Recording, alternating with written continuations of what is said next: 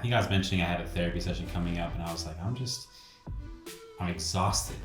Because I mentioned to you that my therapist, when I was on screen with her, she was like, you just look tired. And you were like, it's okay to kind of slow down the work and kind of transition.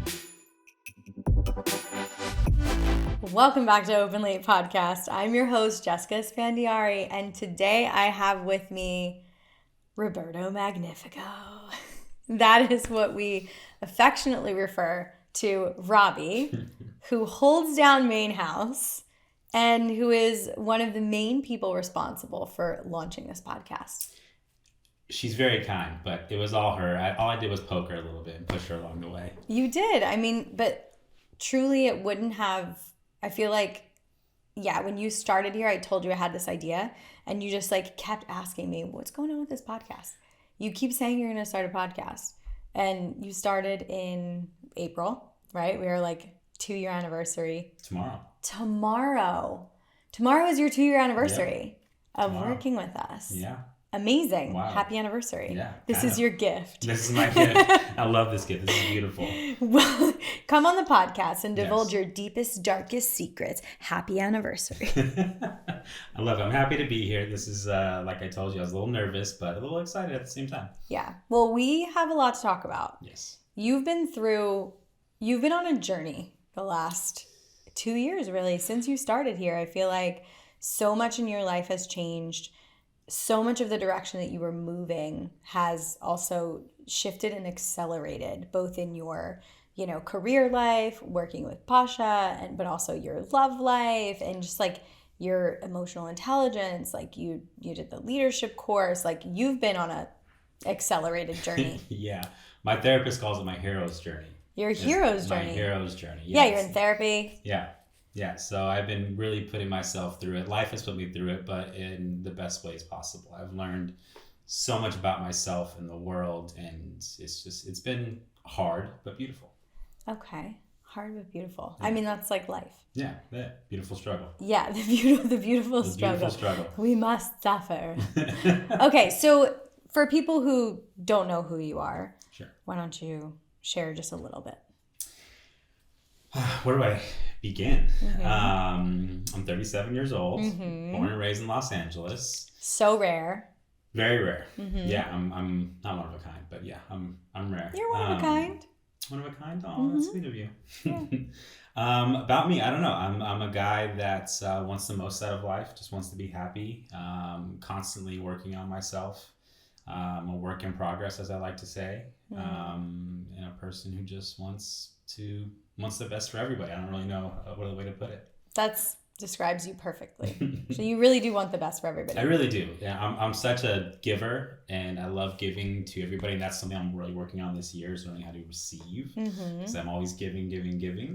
But yeah, Wow, I just had this inspiration that if you were in the market to look for love, which you're not, and we're going to talk about today, that this would be a great way to get you dates. Put myself out there. Have you on the show. Actually, talk about all of your amazing qualities. Yeah. Okay, we're going to open up a hotline for Robbie. If you are interested in dating, he will be available for that in about 3 to 6 months. It's not happening right now, though, and we're going to kind of go into why. Yeah. I thought that this would be a really great interview, not only because we've started introducing more intimate people in my life, people that I spend a lot of time with, that I care for, that are important to me. You're one of them, obviously. You're in our home 5, sometimes more days a week. Yeah. I mean, we're an amazing team, kind of work hard, play hard. And so I want people to know those people in my life. So that's one of the reasons you're here. But you've also been on this journey of self-discovery and loving yourself as a man, as a millennial man. I've watched you really take on yourself in a way that I don't see a lot of men do, and to choose in this moment to not be looking for a relationship, which is sort of the mononormative way that most people in our culture operate. It's I have to find the person to be with and then settle down and do the thing, right? The relationship escalator. So you're actively choosing this time to focus on you. And I think it's such an interesting topic because I have a ton of male listeners who maybe haven't done the self-work yet, or don't really know how to start, or really haven't scratched the surface. And so what inspired this season of your life? What inspired or caused it? I think they're one and the same, no? Well, we can look at it one of two ways. Yeah. Well, really, I mean, as you were in the kind of front row watching, I went through a pretty rough breakup over a little over 6 months ago. And it really caused me to look inward and to realize a lot of things that I hadn't worked on, that I really needed to dive into. And I mean, obviously being in this environment in your home and working with you, I've done that since I started working with you guys. I've been surrounded by people constantly working on themselves, rediscovering themselves, and learning and growing. Going through that breakup really made me look inward and realize that I had a lot of inner child work that I had to work on. That I had no idea, issues with my father, issues with my mother, and which was leading to issues in every relationship in my life. I had a very anxious attachment style, which I didn't know prior going into this work. And I was like, oh, what is this? Yeah. And completely learning like, oh, wow, that totally describes me. I'm so anxiously attached to people, and I'm constantly trying to control everything, which is not a healthy way of being at all. Yeah, where do you think it came from? It certainly came from my upbringing, living in a home where love was only received if I was doing something to receive. I never knew if love was coming or going. It was only given when I was, that's why I learned how to cook, was because when I cooked meals is when I got love. And then that's why I learned how to build things. So that when I would build something, my dad would be like, oh, good job, I love you. That's when I would receive love. So I learned at a very young age, you're only, I guess, qualified of receiving love if you're doing something to get it. It wasn't unconditional. Yeah. So you had to perform or to provide in order to be loved. Yeah. Or that's how you saw it. Yeah. That's how I saw it. And on the back end of that, I was also, whenever I did receive something, it was always really thrown in my face. Like, oh, I gave you this. Oh, I gave you that. From your parents. Yeah, from my parents. And so at a very young age, I learned that receiving was like this like bad thing. Like it was like not like, it was not okay to receive, or like I wasn't worthy of receiving, if you will. Yeah. So at a very young age, I learned that I had to work for love, and that when I received love, I wasn't necessarily deserving of it. So, which obviously there's a ton to unpack there. So much to unpack there. And that's around the time that you went into therapy. So funny thing is, before the breakup, I actually went into therapy because I was noticing triggers, and I knew that they were unhealthy. Simple things like I would like open a drawer of hers and I would see like condoms, and then like the next time I was there, I'd see the condoms being moved, and I'd be super anxious about, was there another guy here? Like is something she's not telling me? And so I noticed these things. So that's why I initially went to therapy. Thankfully, once the breakup did happen, I was already kind of going through the inner child work, but it really, the breakup was really just the straw that broke the camel's back. Yeah. And really showed me a lot of the stuff that I needed to work through before I could even get to the like masculinity stuff and working on myself as a man. I had to heal myself as a child. I couldn't even get to that level yet. Yeah. Is that the kind of stuff you're still working on in therapy currently? So no, actually, we've pretty much closed that chapter, not closed that chapter, but we've pretty much decided that like, okay, you've done all of this work. And you kind of really, because we went through, I mean, I did it all. I was doing breath work every morning. Oh, I remember you did breath work for 30 days straight, or even more than that. It was, and I would do it for like 45 minutes every morning and just end up in tears. Shout out to Mudwater, man. Yeah. Who was the facilitator? What's his name? Chris, that did that video. It was his video and Ryan Kennedy's video. Oh, and Ryan Kennedy as well. But yeah, I mean, breathwork. If you guys aren't doing it out there, you need to be doing it, because it's just like, it's like literally, it's like months of therapy and like one, because your body just holds so much. The body, as Dr. Nick says, Yes. or Jesus, he says, the body keeps the score. The body keeps the score. Absolutely. So there's an incredible book called The Body Keeps the Score. I know, Also, I haven't read that. Yeah. I need to. I mean, we could totally go down the rabbit hole of trauma, but you're absolutely right. Our bodies truly store anything that happens to you that is traumatic or that is unsettling, especially as a child, because you don't really have the proper tools to deal with it, or you've been taught that you can't express emotion that way, whether it's shaming or getting in trouble for having like outbursts. You see a toddler crying and, someone yells at them, like you can't do that. So you don't feel like it's safe to express anger, sadness, whatever it is. So naturally what we do is, because we don't want to get ostracized from the people who love us that we need for survival, we tense up and we hold all that emotion in. And so, of course, then years and years of tensing and contracting, it builds up and becomes the physical. And breath work can really just move things that have been physical for a long time. Like it starts to shake up what's inside the body and let it all breathe and move. Same thing with sound and and I have to thank you for giving me that gift of doing the breath work, because it started me on that path. And then you even pushed me to see Dr. Nick. Yes. Which I don't know if I ever told you. Acupuncture. We call him Jesus. He truly saves. He saves. None of us are religious. He is our Jesus. Yes, he is our Jesus. I hope he listens to this show. Yes, I would be his disciple for sure. So he told you. Well, no, what I was going to say is when he first saw me, he because he reads body language. He came in, he was 5 minutes into meeting, he's like, I'm surprised you're not bawling your eyes out right now. There's so much energy pent up inside you.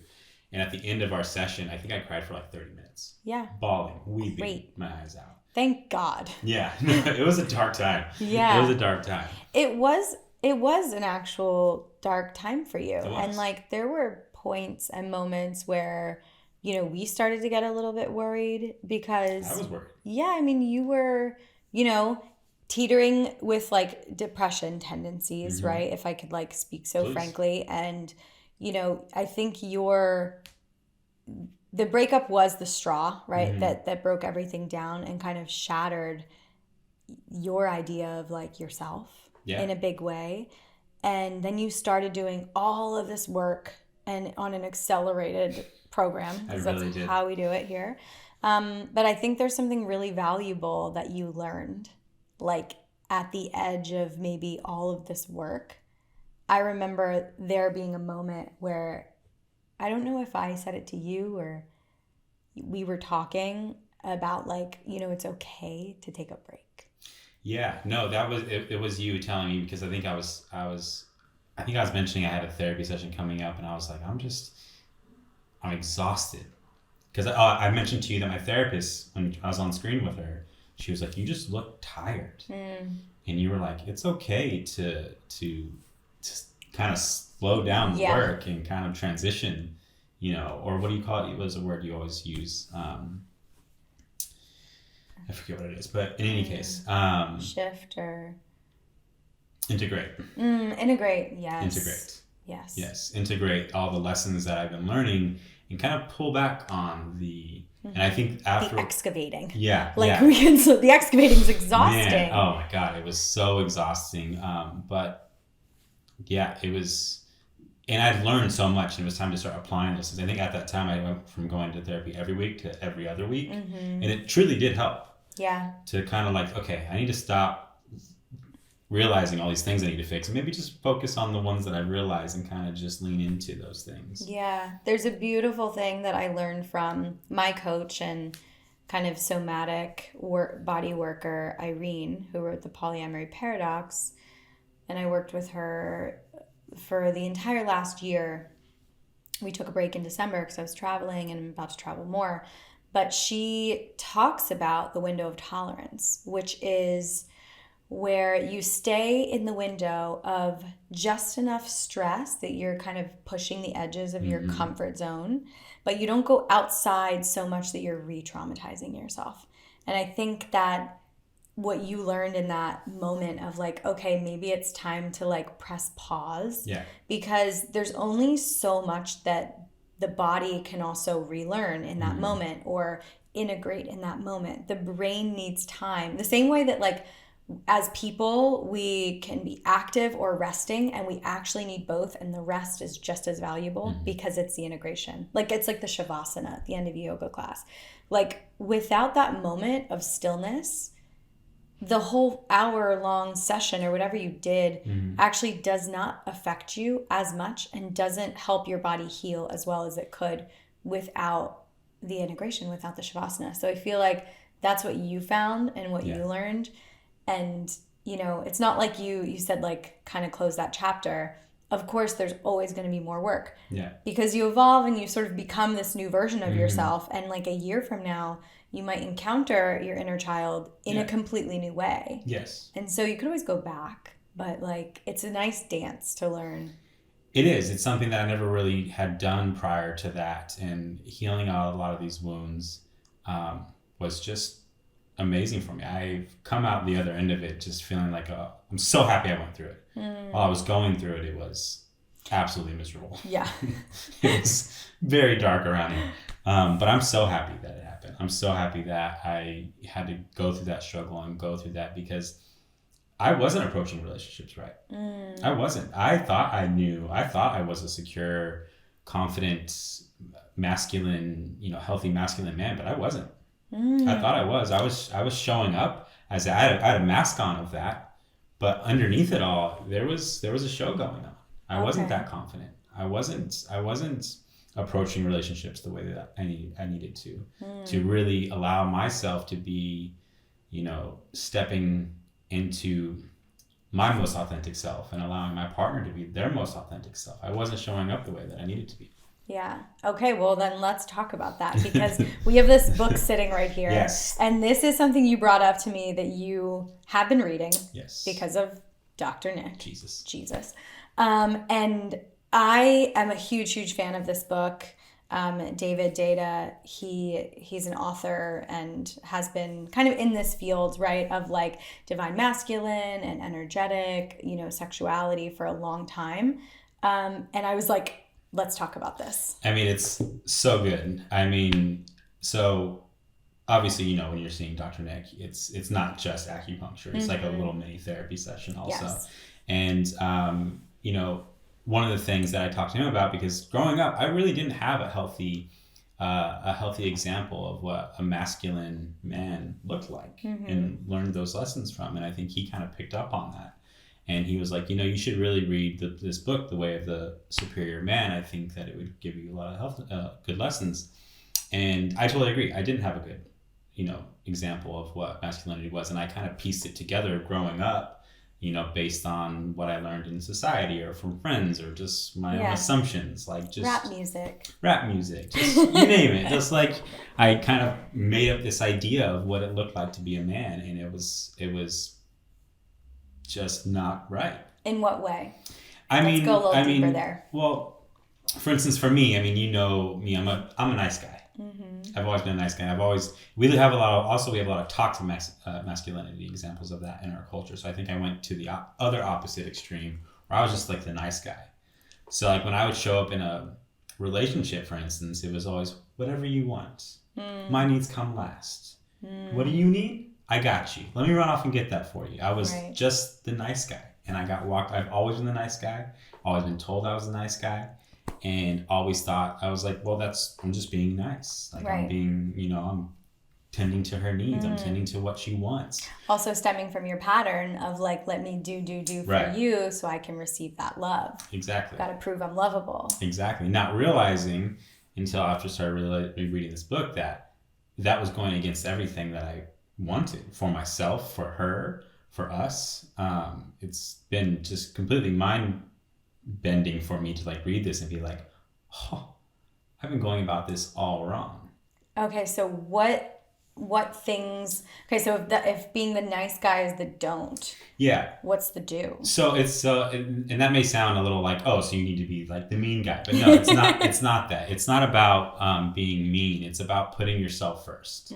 About I can't really truly give my gift to my woman or the world unless I'm really standing in my divine masculinity. And in order to be standing in that divine masculinity, I need to honor my passions, my desires, my wants, my fears, the things I love, the things I want, the things I want to fight for, the things I want to cry for. I need to honor those things. And if I'm not doing those, I can't love myself, I can't love her, and I can't give my gifts to the world. Wow. And I wasn't doing those things. I was always thinking about everybody else because I thought that was the best way for me to contribute to the world was to give.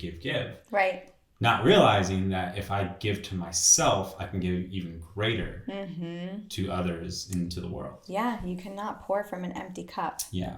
I mean, I think that this basic principle would solve a lot that society, some of the broken parts of society and some of the parts that really are shadow parts that need healing by people turning inward. Obviously, we have systemic problems that make it really challenging, but those more relational problems, those one-to-one or small community, issues can really be helped by turning inward and loving yourself. Because it sounds to me like you went from, okay, I need to be loved from this external source, whether it be my parents or my girlfriend, and I need to work for that, to I cannot even show up for that person or get love from that person that's authentic unless I fully love myself. Yeah. And not only that, in addition, it being okay to have the feelings that I'm having and to feel okay satisfying those things. Like what? I mean, just feeling okay that I'm putting my needs first. That, like what? I don't know. That's a tough one.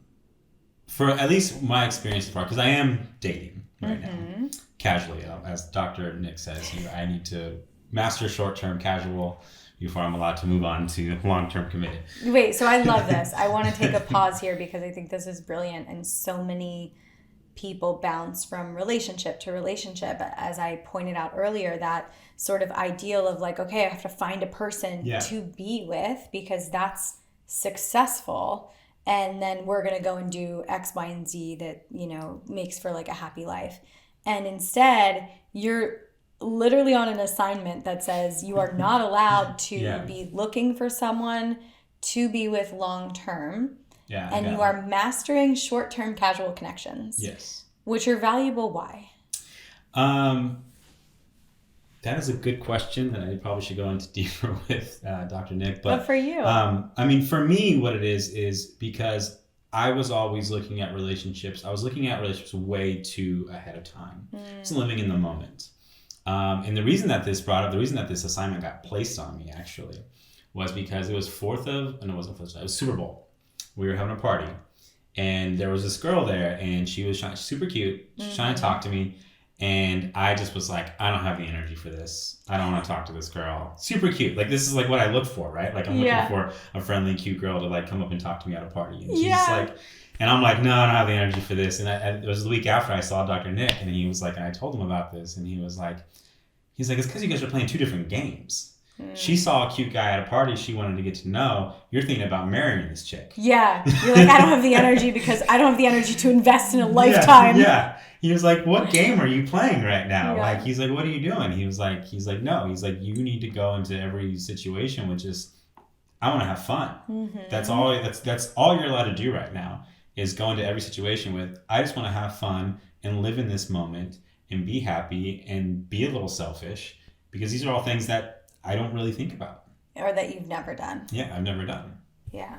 So that's how this assignment got placed on me, was I told him that story and he was like, what are you talking about? Yeah. Is it challenging now because I know you're dating and I might know a little bit about this. But I do want you to go into further detail.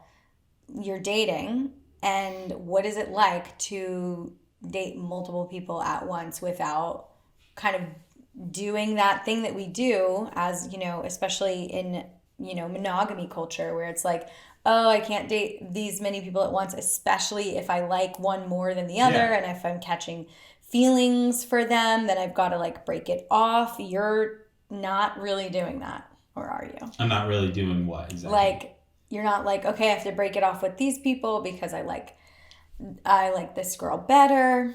The way that I'm going about it right now is I'm kind of just, this is something that I've never really done, is kind of going with the flow and just going with what feels right. I'm not forcing any of the situations that I'm in. I'm being fully transparent with where I'm at. If I'm asked a question about whether I'm dating, I'm going to be honest about it. I haven't been asked that yet, but I will be if I'm asked. Both of these relationships are at their infancy. There was only a few weeks in. But honestly, I'm finding, I'm finding it very, I would say empowering to myself right now, because I'm stepping into these relationships like fully authentically me and unapologetically me, and not like, yes, I'm thinking about them, but like I'm really thinking about me, and I've never done that before. What's it feel like? Like I said, just empowering. And the crazy thing is the attraction is so much stronger.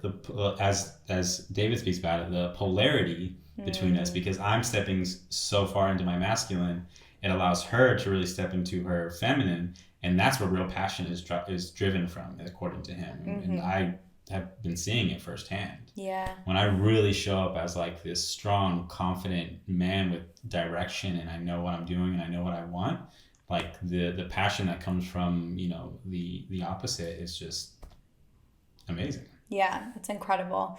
And for people listening, I just want to clarify, when we use terms like masculine and feminine, or femininity, divine feminine, it doesn't have anything to do with like gender or what you were assigned at birth as far as like your biology. It has everything to do with energy. So we all have masculine and feminine inside of us, and we can all play to those different energies. Like, I can embody a lot of my masculine side, and I enjoy doing that in different relationships that I'm in. But like when I'm with Pasha, for example, who is like, really comfortable in his masculine and has a lot of, femininity to him. He's very comfortable playing the feminine, but in relationship, especially with me or, with women, he is always going to show up masculine. And so it provides such a space for me to show up in my feminine, because I'm masculine at work, and I've been, more masculine with like Lauren in the past. And so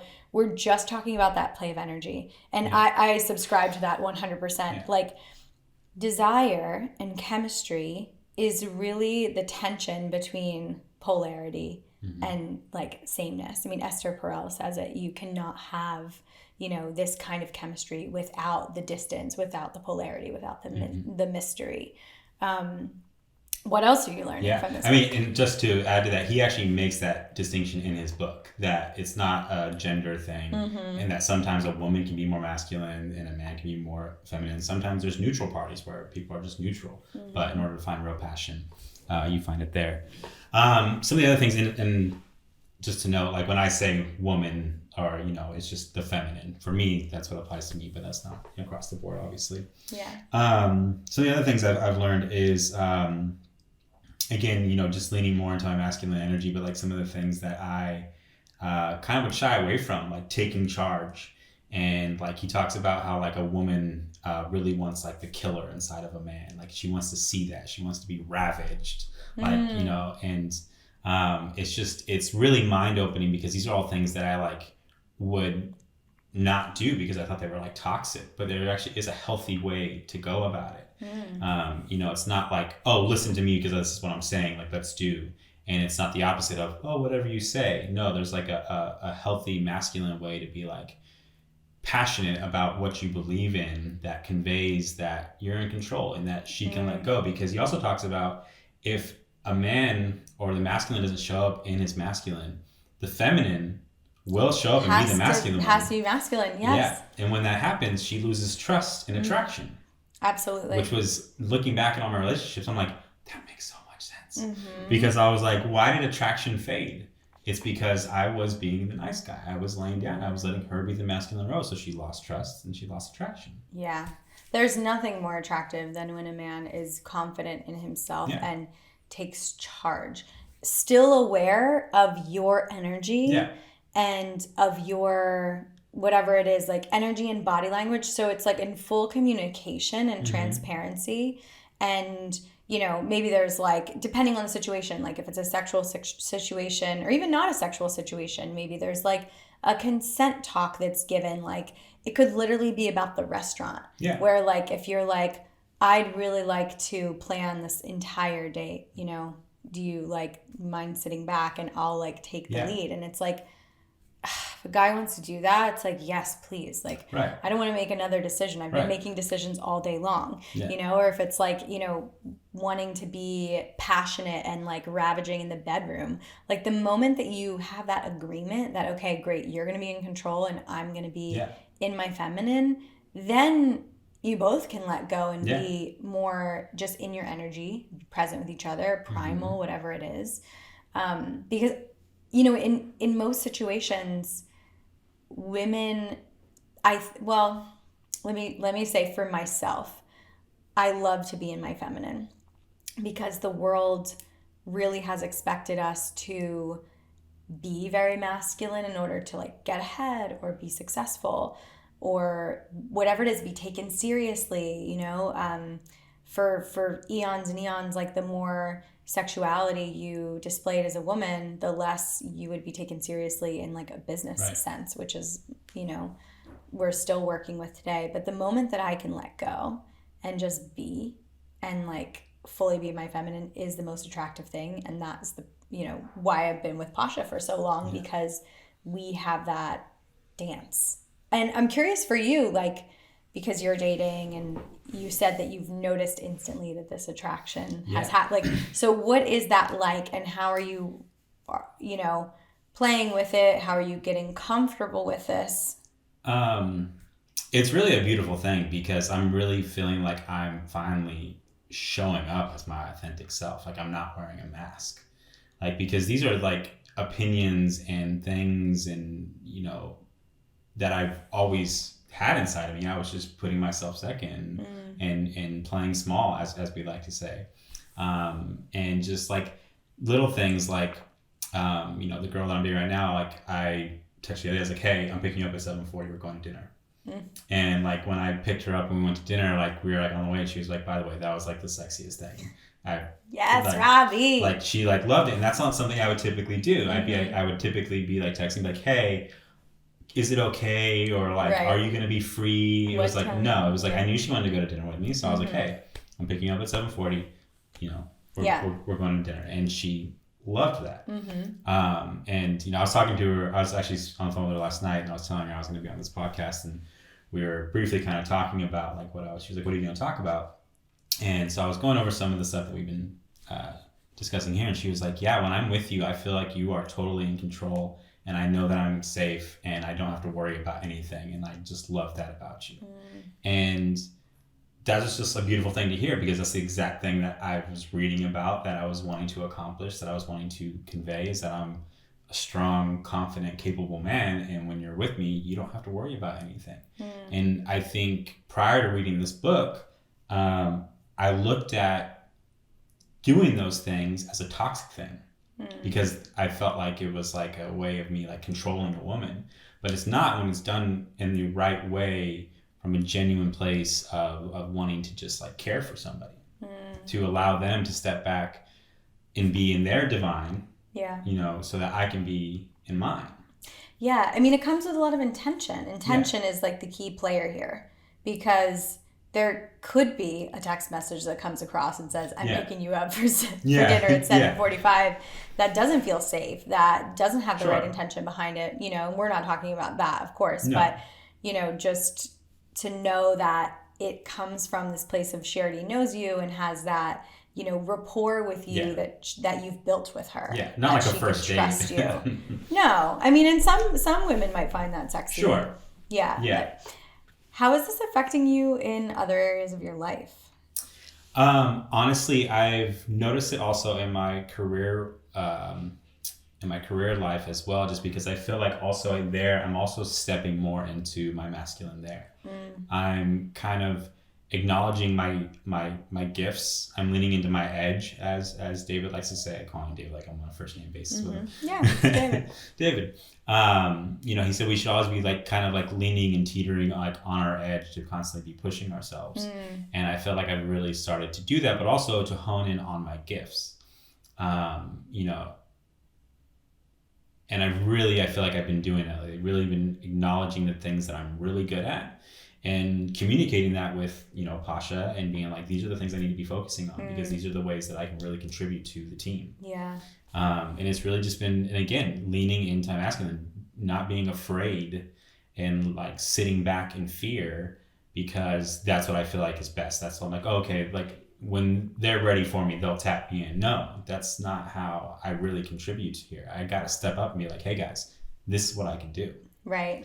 And I've really been feeling it. I think Pasha will tell you also. Like it just seems like everything's just. Yeah. Well, when you do the inner work and when you take care of the child and you give yourself the love or the parenting, that you've always needed, then you can actually say, oh, okay, cool. Like this, my baseline is like lovable worthiness. And then so it's so much easier to identify your own gifts and say, okay, like I'm ready to share this with the world and like to communicate it confidently. Yeah. So it's like it all like stacks on each other. Yeah, definitely. That's what I was saying earlier. Like I feel like I had to do the inner child work before I could get to this work. Also, by the way, every man needs to read this book. I think it's going to be a prerequisite. It should be like on a high school syllabus. Really? It's that good? It's that good. Now, again, like there are some, I think there are some prerequisites to this book that you should probably have a grasp on. Because I think that it could easily be used to manipulate women also. Because it really does give a lot of insight to like the way like women think, or the feminine think, and the way the masculine think. And so you could easily put in the wrong hands could be a tool of harm. Yeah. But no, in a man with good intention, I mean, it's really helped me along my journey in love and life. Amazing. What was like the most shocking thing about reading this? The most shocking thing about it would definitely have to because do with... you told me that this book completely revolutionized the way that you think about relationships and approach women. Yeah. No, it really did. I like just like going up to them with so much more confidence. Just really, it almost just gave me the green light to kind of just be like, just be yourself authentically, 100%. And I would like always tell myself like, oh yeah, just be yourself, be authentic, blah blah blah. But after reading this book, it was like, oh, I can like authentically just be my masculine authentic self. I don't have to be just like this nice guy. I can like actually communicate the things that I really want, the things that I'm passionate about, the things that move me and drive me, and those things are going to be attractive to a woman. They're not going to make her fearful just because I come across as dominant in some way. That's okay if it's done in a healthy way. There are definitely easy ways to be toxically dominating, but it's really just made it okay for me to just embrace my masculinity, which is something I felt like I never did because I didn't really have a healthy example of it. Yeah. Amazing. So, yeah. Okay, I want to ask because I'm curious, frankly, and also the show, Openly, is all about open relationships. Yes. And, you're not in an open relationship. No. You haven't been in open relationships. There's once. Okay. There was a girl, I won't mention her by name. You want to tell you the story, the background? Kind of. Okay. I was going to say, like, working for very poly people. Yeah. I don't know if it's changed your views or what, but yeah, take us down this memory lane. I met this girl. We were out one night. We really hit it off. We were dating for about a month, and I kind of noticed like some funny like behavior. And so she's like, "Okay, I need to tell you something." And I'm like, "What's up?"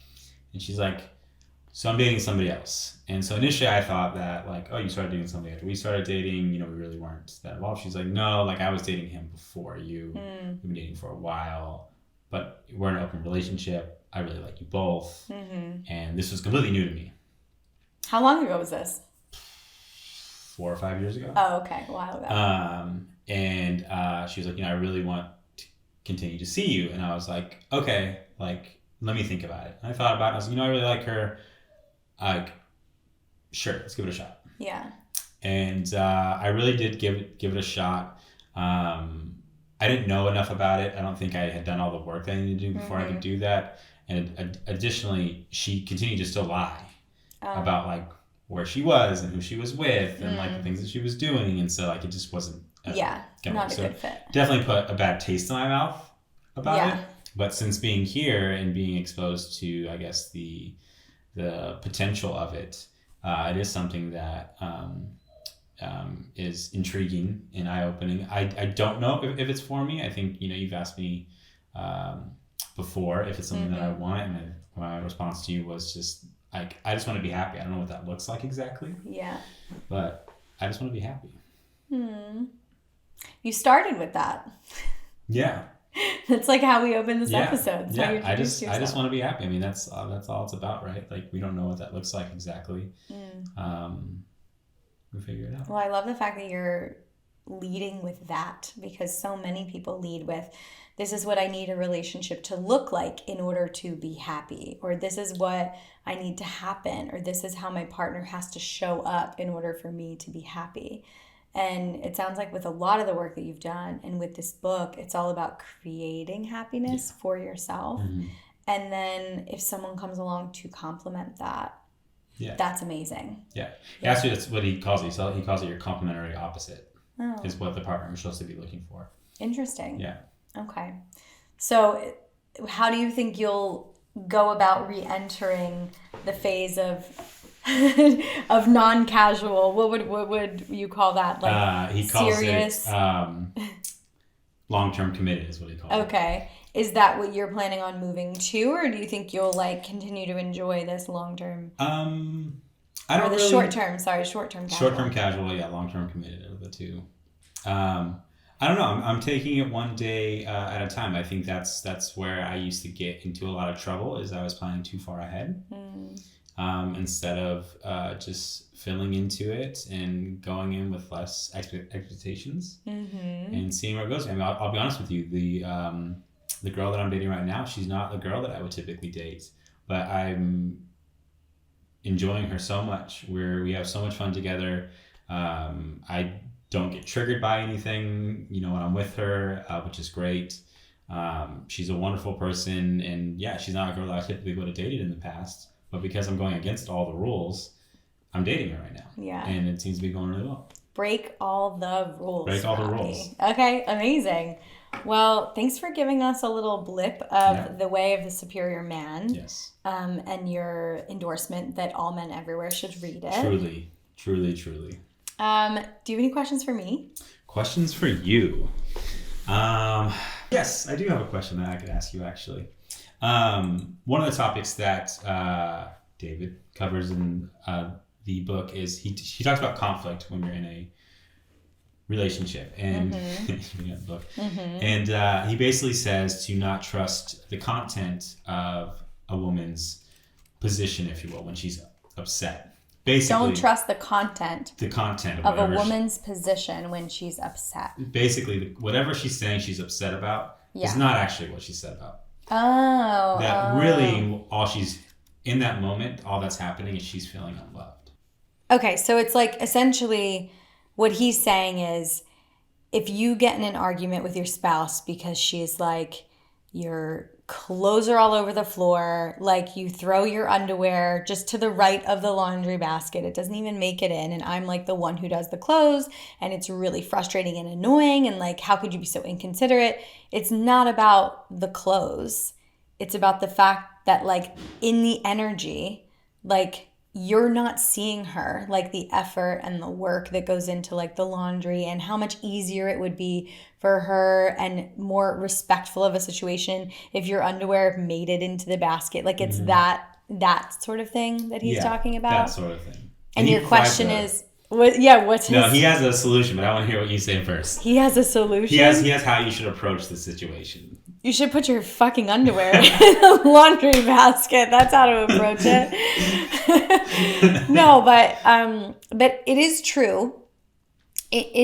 Yes, absolutely. Because we can look at everything in like many levels, right? Many dimensions. Like on this dimension, yes, her experience is like that of disrespect or not being seen or not being appreciated, and his is like, feels like simple mistake. It's probably a pattern that he's in or whatever, and what happens is those two people are speaking a different language.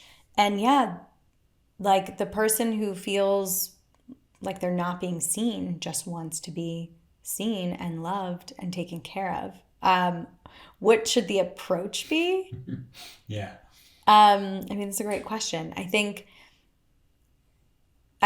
for all people, just slowing down to really like rise above that situation and that reality, to pull yourself out and kind of step to a bit of a higher vibration and say, okay, like, how am I showing up? Both parties can take responsibility, because also, like, as frustrating as it is, it's a choice to get mad about underwear, right? Like, next to the basket. It is. You could actually just look at it and be like, I feel okay, like this cool. is a first-hand experience you're referring to. I'm just kind of picking through, I think, a very common problem with like households in general. But I'm curious, what's his?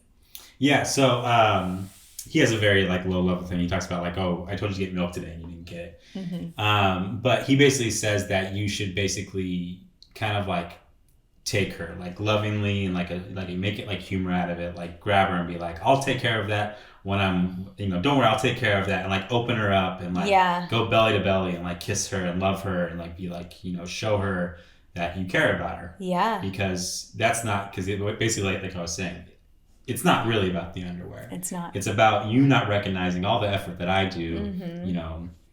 Do all your laundry, put it all away, whatever it may be. And so, yeah, he says, you got to give that passion and that like unwavering, like just love and like connection with her in that moment to really connect with her again. I think that's an incredible solution. Actually, the thing is, when we get into conflict, so when a conflict is happening, parties get activated. So, we're just using this very, very gender normative situation of a woman who's washing clothes and, a man who's like not throwing his underwear in the basket, right? And when you're frustrated, you get taken out of like a very aligned, calm state, and you get into an activated state where you are not your best self, right? Mm-hmm. And when we're speaking from that place, we're not speaking like in an open-hearted way, in a clear way. We're speaking from hurt. We're speaking from all the times it's happened before. And then the more you spiral, you're speaking from all the other times that you felt disrespected and unloved and unseen. You so now, do this. So now it's like it's the 15-year-old or the 10-year-old trauma that's coming to the party, and like they're having the conversation. It's not like the woman who is, in the present moment. And I think the fastest way to regain connection and to bring someone back into a hard open space to have a real conversation is to like show affection or be intimate. Like you said, go belly to belly. Like I love that solution because it brings both people to be like speaking the same language, to be vulnerable with one another.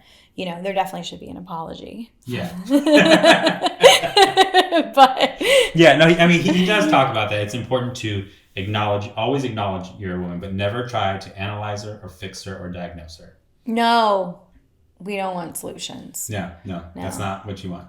You want to be acknowledged and then loved. Yes. That's it. We go to our female identifying friends for solutions. Yeah, that's exactly what unless we ask for a solution. That's exactly what I'm telling you, this handbook. This handbook. This handbook for all men, I'm telling you, the way of the superior man.